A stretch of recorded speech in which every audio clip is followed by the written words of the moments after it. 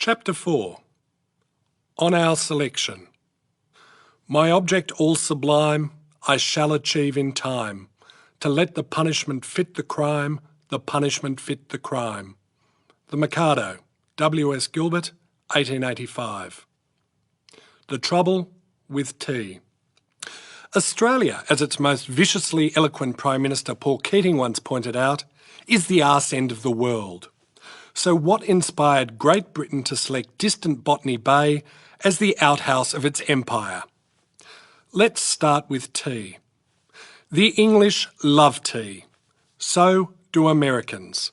That's because for most of the 18th century, Americans were just a subspecies of Englishmen who talked big, ate a lot of turkey and wore dead raccoons on their heads. The Americans loved tea so much that they stopped loving the English because the English kept taxing American tea consumption. In 1698, the British East India Company had been granted a monopoly to bring tea into Britain, enabling it to charge exorbitantly for its product. The British government, determined to take its cut, imposed a 25% import duty, further inflating tea prices. In 1721, the British Parliament passed a law requiring its American colonies to buy tea exclusively from Britain. The company sold its tea to English dealers who on-sold it to desperate American pot and spout addicts, passing on the duty and engaging in further price gouging. The dealers maximised their profits by lowering the purity of tea by cutting it with hot water and milk. Earl Grey, the kingpin of a notorious tea cartel, later diluted the product further by adulterating it with bergamot. Things got even worse for American tea drinkers after the 7 Years' War ended in 1763. The British left a standing army in America and, unwilling to raise taxes at home to pay their soldiers, taxed the Americans for the first time. In 1767, the Chancellor of the Exchequer, Charles Townshend, introduced the Townshend Acts to tax tea in the American colonies. This followed the 1764 Sugar Act and 1765 Stamp Act, which taxed the sugar needed to sweeten tea and the paper needed to make tea bags. The only untaxed part of the tea supply chain was the little string that always breaks just when you need to remove the tea bag from the cup. The Americans knew it was only a matter of time before the British hit them with the Defective String Act. The Americans were no longer prepared to lie back and think of England. They were going to stand up and shout a lot in their big American voices. They flocked to join the Sons of Liberty, vigilantes who beat up importers of British goods and put mountain lions in tax collectors' beds. They also boycotted British tea and promoted alternatives like Labrador tea, brewed from Canadian rhododendrons.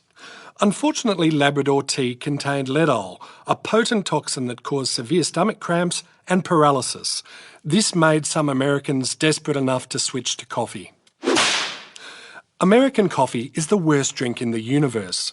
The Indonesians make a coffee known as kopi luwak, from beans that have been squeezed through the anus of a wild Asian palm civet. Luwak is much, much better than the insipid, tepid, overly sweet coffee favoured by Americans, which tastes like it has been drained from the bladder of a diabetic skunk. America reached crisis point in 1770, when a Boston wigmaker's apprentice accused an English soldier of not paying for a wig. An 18th century Englishman's social standing could be inferred from the styling and size of his wig, hence the term bigwig. The wig craze reached its apogee in the 1780s with the introduction of eyebrow wigs made from mouse skin. A good wig cost about twice a common labourer's annual wage. Eyebrow wigs were cheaper. And wigs were commonly targeted by thieves to sell on the thriving wig black market. Not paying for a wig was a big deal. A mob assembled to demand the return of the missing wig, and the soldiers responded with musket fire, killing 5 men. The soldiers were defended by John Adams, who secured their acquittal by arguing that the Bostonians were a motley rabble of saucy boys, Negroes and mulattoes, Irish teagues and outlandish jacktars. Adams would go on to lead the motley rabble as the second President of the United States. The American kettle really started boiling with the passage of the 1773 Tea Act, which removed British tea duties and allowed the British East India Company to deal directly with American dealers. Although this made tea cheaper, the Americans were outraged that the Townsend tax was maintained. In December 1773, 4 company ships travelled to Boston, while others made for New York, Philadelphia and Charleston. The Sons of Liberty successfully pressured most of the captains to return their cargoes to Britain, but the Lieutenant Governor of Massachusetts, Thomas Hutchinson, had a vested interest in unloading tea in Boston. His family had secured the right to sell it. Hutchinson prevented the captains from leaving port with their cargo, and the citizens of Boston prevented them from unloading. The Bostonians resolved the impasse by throwing a tea party. They stormed the ship, many of them poorly disguised as tea-hating Mohawk Indians, and threw all 342 crates of tea into Boston Harbour, turning it into a giant, albeit cold and salty, cup of lapsang souchong. This was the world's first bottom-of-the-harbour tax avoidance scheme. The British attempted to close Boston port until the Bostonians paid for the destroyed tea and said they were sorry. The Bostonians told the rest of America how mean the British were. Within 2 years, the Americans were revolting. The Revolutionary War meant that the Americans refused to import the convicts that Britain had been dumping on them since 1718. Britain desperately needed somewhere new to store all its poachers, rapists and Irishmen. The Bloody Code. Britain's inability to export its convicts was a major problem. An Englishman couldn't walk out his front door without tripping over a criminal, as it was almost impossible for a person not to commit 3 capital offences before breakfast. Before 1688, about 50 crimes were punishable by death, but the ever-increasing gap between what the haves had and the have-nots hadn't led to a proliferation of laws designed to protect property. By 1815, 215 crimes could score you a date with the hangman, earning the British criminal law its Bloody Code moniker. The noose awaited those convicted of removing a rabbit from its warren, interfering with a fish pond, having a blackened face, or being in the company of gypsies for a month. The code was riddled with anomalies. Sheep thieves were hanged, while goat thieves were treated with kid gloves. Stealing cloth was a capital felony, while stealing and selling Negroes, the property of others, was a mere misdemeanour. Pickpocketing carried the death penalty, but child stealing did not, unless the child was stolen from a very large pocket. In 1772, a man who sexually assaulted his young niece was given a few lashes of the whip alongside a man who had stolen a radish. Crimes against children were only severely punished if they had real novelty value, as in the case of the sheep farmer who pretended to take bastard boys in as apprentices, only to castrate them and sell them to the local opera company.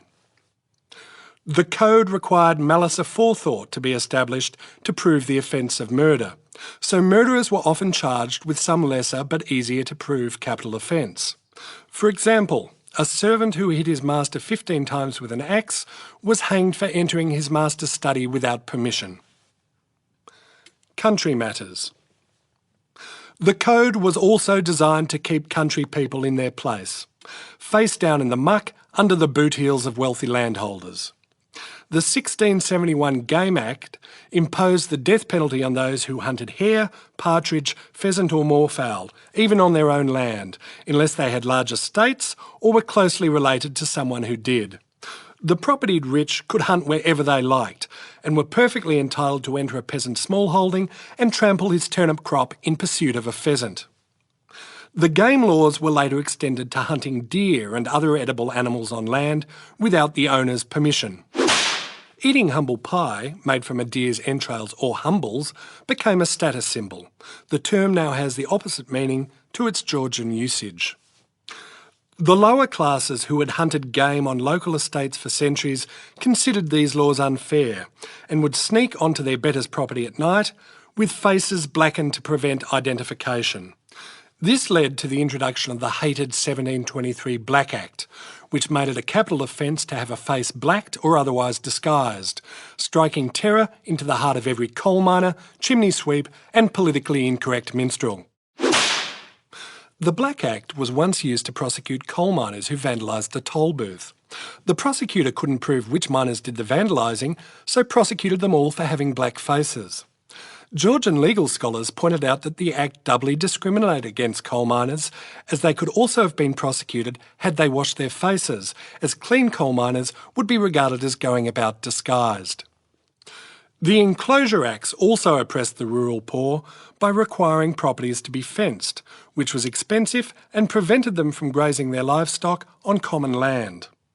Small landholders were forced to sell up and work the ever-expanding estates of the gentry or try their luck in the city.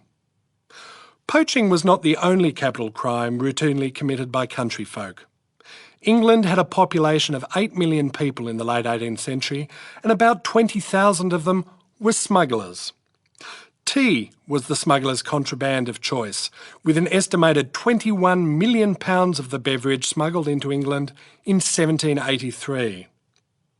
The Bloody Code was also used to prosecute wreckers, sinister Cornish folk who specialised in dampening lighthouse fires and luring vessels onto the rocks with cheerily waved lanterns. The law allowed salvagers to keep goods recovered from shipwrecks, as long as there were no survivors. Those lucky shipwreck victims who lasted through the night by clinging to a bit of driftwood were greeted by the silver light of dawn, and determined-looking Cornishmen with pitchforks wading towards them. The most glamorous villains of the English countryside were highwaymen, commonly well-bred and literate young gentlemen who lacked an inheritance. There were also a few highway women, including the 1.37 metre tall Elizabeth Ford, the only highway person known to hold up stagecoaches on a Shetland pony. One highwayman letterboxed a wealthy London suburb, politely warning its residents not to leave home without at least £10 and a watch if they wished to avoid being shot when held up. These rakes of the road often considered it poor form to rob women and were exceedingly image-conscious. John Rann, known as 16-string Jack for the 16 multicoloured silk strings tied to the knees of his elegantly tailored breeches, went to the gallows in 1774 wearing a specially commissioned green suit, a giant nosegay and a hat covered with silver rings. James McLean was a handsome clergyman's son who terrorised the roads north of London so that he could afford to host society dinners. After being sentenced to hang, James received 3,000 visitors in his cell in a single day, most of them well-dressed and tearful young women. The changes that swept the British countryside during the 18th century, and the persecution of honest folk who engaged in traditional rural pastimes, such as hunting partridges and shipwreck survivors, resulted in a mass migration to the cities.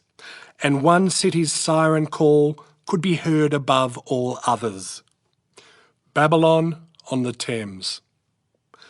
Refugees from the countryside found themselves in the kaleidoscopic hubbub that was London, with its jumbled alleys and open sewers, its marble palaces and unmade hovels, its priests, politicians and panderers, its shuffling beggars and sad-eyed turnspit dogs. Every vice ever conceived nested in the dark corners of this city, a city where little was valued but everything was negotiable. Back to turnspit dogs. Every inn had a spit roast. Innkeepers found that servants assigned to turning a spit for hours would wander off to do something more interesting. So they bred long-bodied, crooked-legged and ugly dogs to run in a wheel suspended above the fireplace, which would turn the spit. Everyone was pleased with this arrangement, except for the turnspit dogs, which, not surprisingly, were described as having a suspicious, unhappy look about them.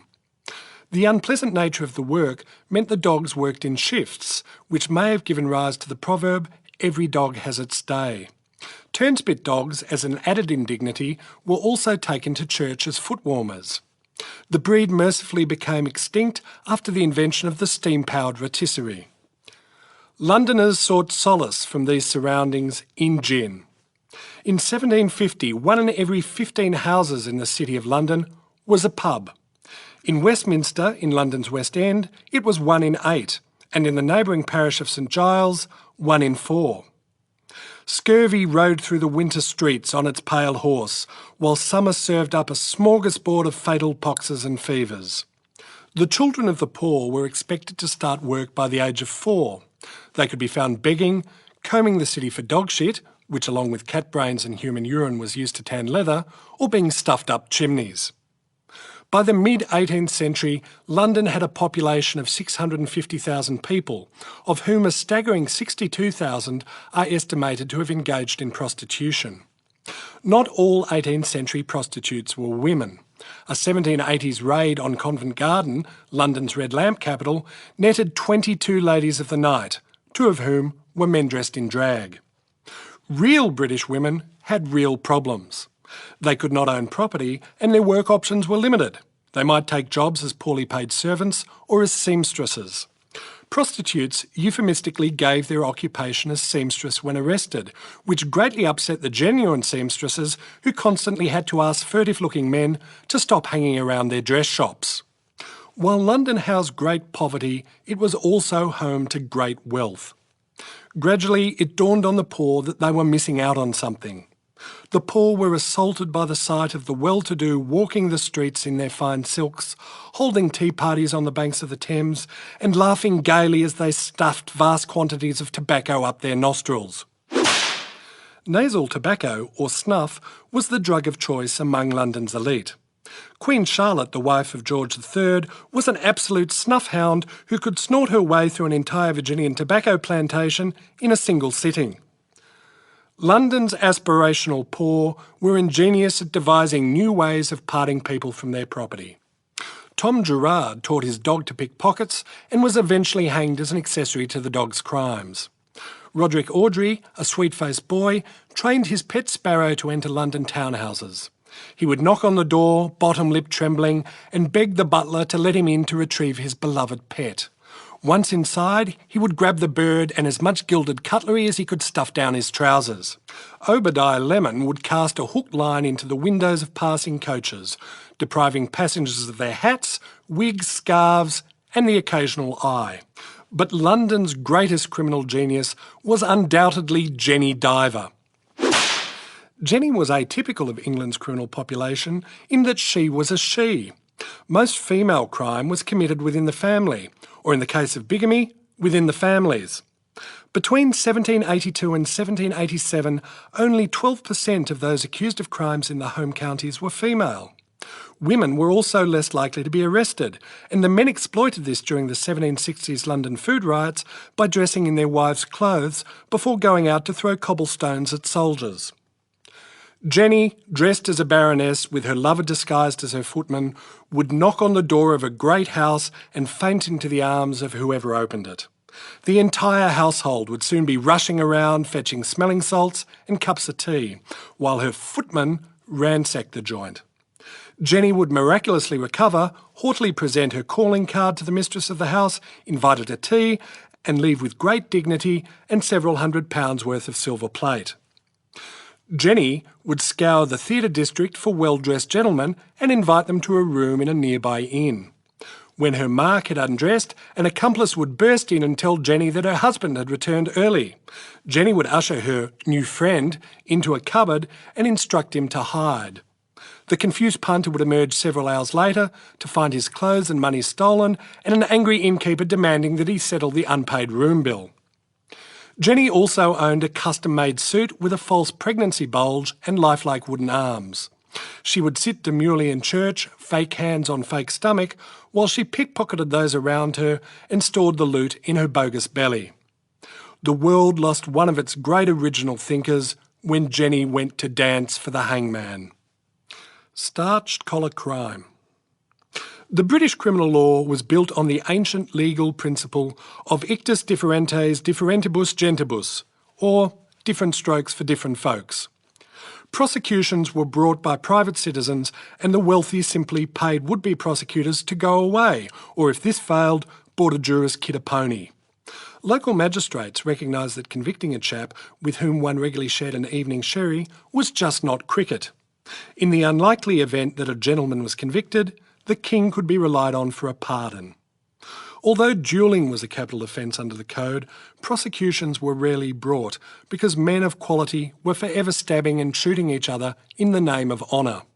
William, 5th Lord Byron, killed his cousin William Chaworth in 1765 over a dispute as to whose estate had the most game. Byron received a small fine for his offence and mounted the sword used to kill Charworth on his bedroom wall, earning him the moniker of the Wicked Lord, a title he revelled in. Byron later escaped punishment for shooting his coachman and hurling his body onto a surprised Lady Byron, whom he believed to be having an affair with a recently deceased servant. Byron went completely mad after his son eloped with his niece, which he believed would lead to deformed and insane little Byrons. He let his estate fall into ruin, chopped down the surrounding forests and murdered 2,000 deer in his parks to prevent his son from inheriting anything of value. After his son inconsiderately predeceased him by 22 years, Byron devoted the rest of his life to debauchery and collecting crickets. He left what little of his estate remained to his grandnephew George Gordon Byron, the mad, bad and dangerous to know poet and libertine. Duelling was considered a gentlemanly pursuit.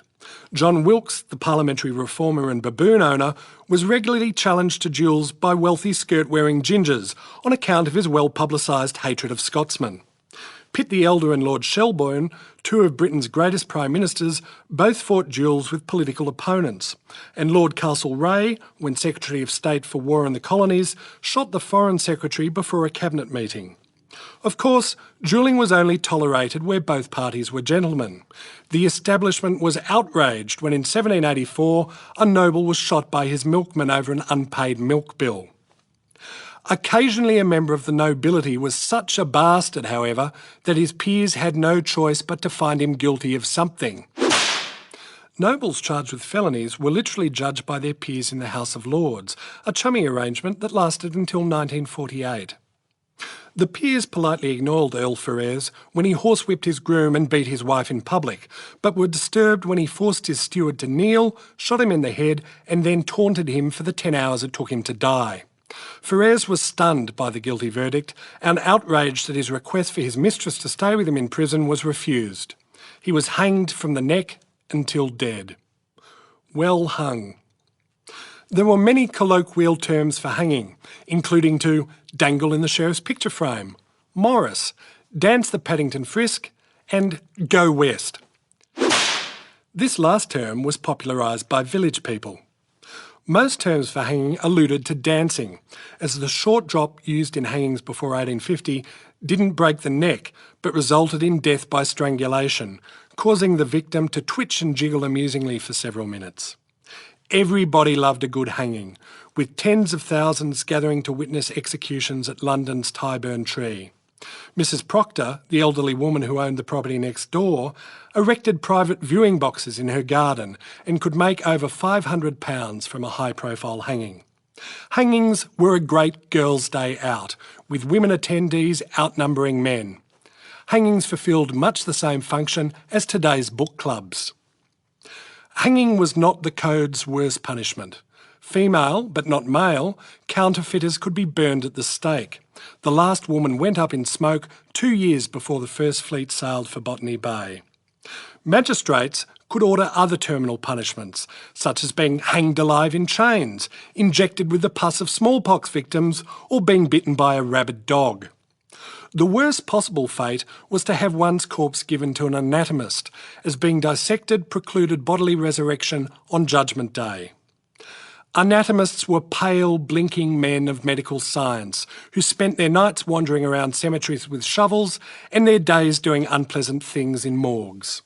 They would attend hangings in the hope of making off with an additional corpse or two and, if detected in their grim work, would be torn apart by the crowd.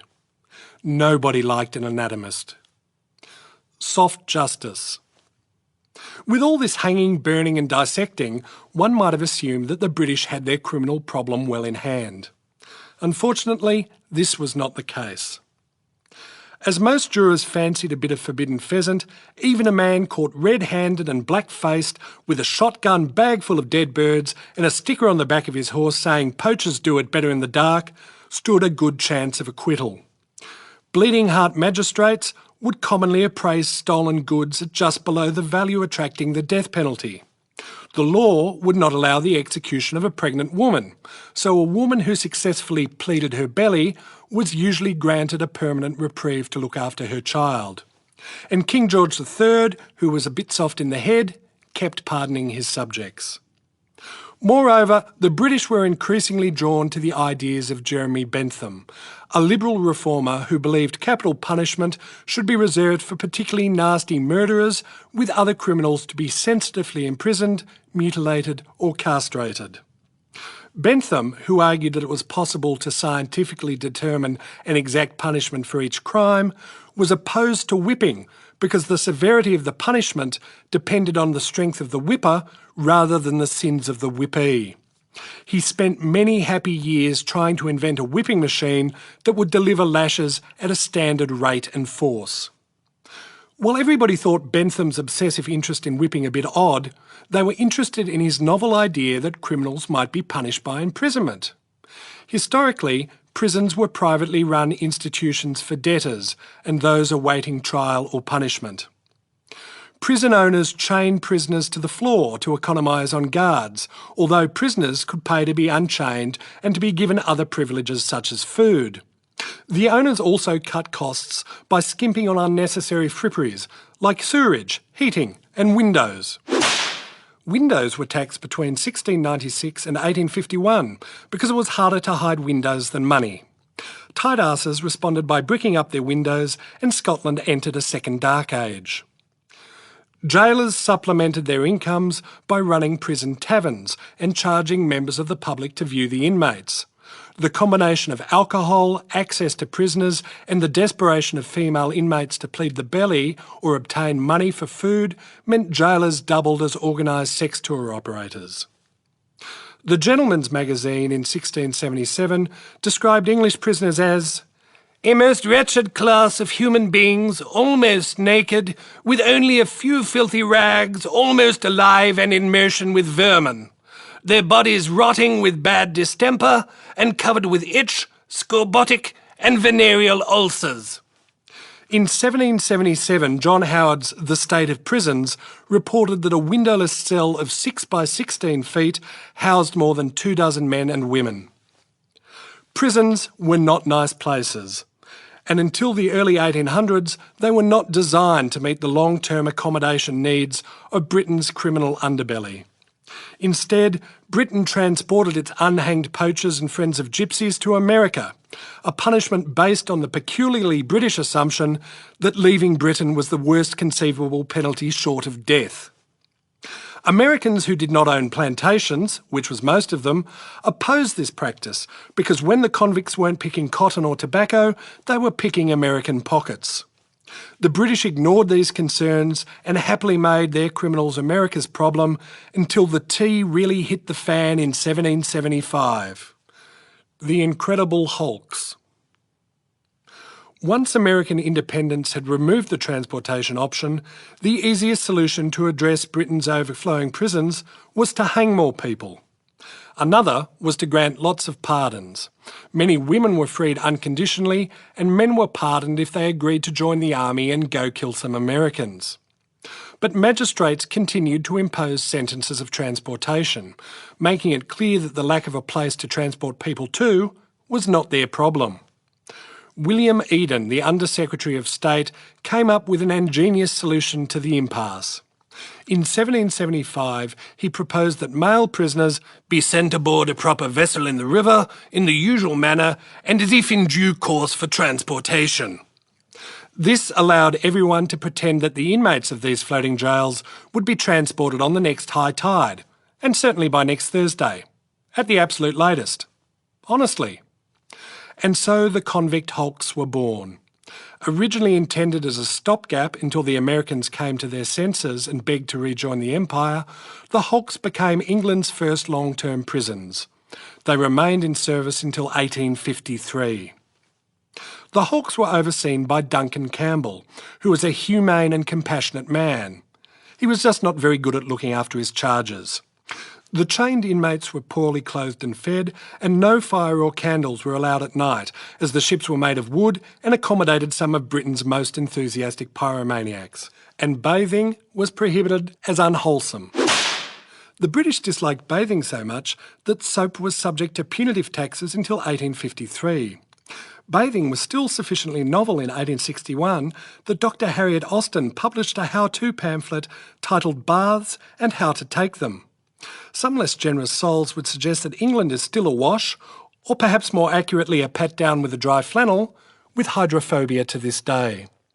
Hulk hygiene further suffered as the sick were piled together on cramped beds, with the sick bays positioned upstream so that the waste of the diseased drifted past the rapidly diminishing ranks of the healthy. 28% of inmates died between August 1776 and March 1778. The hulks were introduced at a time of unprecedented social unrest. The Industrial Revolution was, quite literally, gathering steam, and disaffected Englishmen would riot over anything. They rioted over the price of fish during the food riots. They rioted over theatres ending half-price admission after the second act during the half-price riots. They rioted over work conditions during England's first cross-industry wage strikes, when even prostitutes struck against the profiteering of their pimps. They were no longer going to take it lying down. In 1780, the English rioted over the repeal of laws that prevented Catholics from serving in the armed forces. A 50,000-strong mob demanded the reintroduction of the previous "don't ask, don't confess" policy and burned down the houses of wealthy Catholics and all of London's jails, releasing thousands of prisoners. This social unrest, combined with the return of 160,000 now unemployed soldiers from defeat at the hands of the Americans, led to a spike in the crime rate. Finding a new place to park Britain's convicts was now an even greater priority.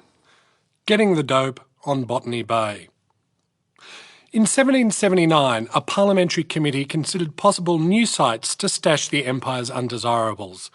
Its star witness was Joseph Banks, who recommended Botany Bay for its European climate. Banks had clearly been smoking some of the more interesting seeds in his collection before giving evidence before the committee. Banks also praised New South Wales's fertile soil, a far cry from his earlier description of it as the most barren country he had ever seen. Banks also suggested that the land need not be purchased from the naked, treacherous, extremely cowardly natives, as they were nomadic and would happily go off and nomad somewhere else. The committee didn't like Botany Bay, as it was too far away and lacked mod cons, or indeed any cons at all. Instead, Britain sent 212 convicts to West Africa, gave them guns and told them to defend Britain's trading posts. This was not a good idea, as the convicts defected to the Dutch and looted the posts they were meant to defend. In 1783, King George authorised George Moore to resume selling convict labour to America. This was not a good idea, as the convicts mutinied, and in any event, Americans preferred African slaves who could be exploited for generations to convicts who could only be exploited for a maximum of 14 years. Moore lost a fortune. Later that year, Pitt the Younger was appointed Britain's youngest ever Prime Minister at the tender age of 24. One of Pitt's first priorities was to resolve the convict problem, and he gave the task to his Home Secretary, Thomas Townshend, a cousin of the tea-taxing Charles. If the Townshend had got Britain into this mess, they could damn well get it out of it. Townshend, who preferred to be known as Lord Sydney, promptly approved another of the unfortunate George Moore's American ventures. This was not a good idea, as the convicts again mutinied, this time chaining the crew in the hold and rampaging through sleepy Devonshire. Nobody ever tried to send British convicts to America again. In desperation, Sydney's chief flunky, Evan Nepean, asked Portugal if the British might purchase the Atlantic island of St Matthews to house the convicts. This was not a good idea, as the island did not actually exist. Portugal also declined Nepean's offer to use the convicts as galley slaves, as English slaves went pink in the sun and whinged whenever they were asked to do anything. Meanwhile, James Matra, an American loyal to the Crown who had served on the Endeavour, was promoting the establishment of a colony at Botany Bay. He envisaged it as a safe haven for his fellow loyalist Americans and suggested that Sydney might like to deposit a few convicts there as well, as it was both far away and surrounded by water, which would prevent the convicts from walking back to civilization. Lord Sydney was not convinced and instead proposed to send a shipment of convicts 400 miles up the Gambia River. They would be left without any support in a disease-infested swamp surrounded by angry African warriors keen to debate the finer points of Britain's slave trade. Everybody else thought that this was not a good idea, and Pitt was forced to accept another parliamentary inquiry into transportation. In 1785, the Beecham Inquiry passed over Botany Bay for Das Voltus Bay in West Africa. This was not a good idea, as the subsequent scouting expedition searched the area without finding a drop of fresh water or seeing a tree. Much to the embarrassment of the inquiry, it didn't even find a bay. By now, Pitt had had enough and made it clear to Sydney that it was Botany Bay or bust. Two events of 1785 helped inform Pitt's decision. First, the French had sent La Perouse to sniff around the South Seas, and Pitt didn't want to be eating baguette the next time he crossed the equator. Second, Pitt was having problems with his dope dealer. Catherine the Great of Russia controlled the world's cannabis supply, and Pitt needed a regular fix, as the Royal Navy used hemp from the cannabis plant to make rope and canvas. The word canvas is derived from cannabis. Cannabis in ship's ropes was phased out in the 1930s with the introduction of Manila hemp, a fibre made from the banana, finally giving victory to William Dampier's pro-plantain forces over Joseph Banks's lady fingerphobes in the Banana Wars. Catherine had ordered Russian merchants to form a cannabis cartel and instructed her spies to buy up Britain's warehoused hemp. She then demanded that the Admiralty buy Russian product at exorbitant prices. On 18 August 1786, Sydney circulated Evan Nepean's appropriately titled Heads of a Plan for the establishment of a colony in New South Wales. The heads emphasised the advantages of the new settlement as a place to cultivate the New Zealand hemp or flax plant, which Banks believed to be better gear than the Russian stuff.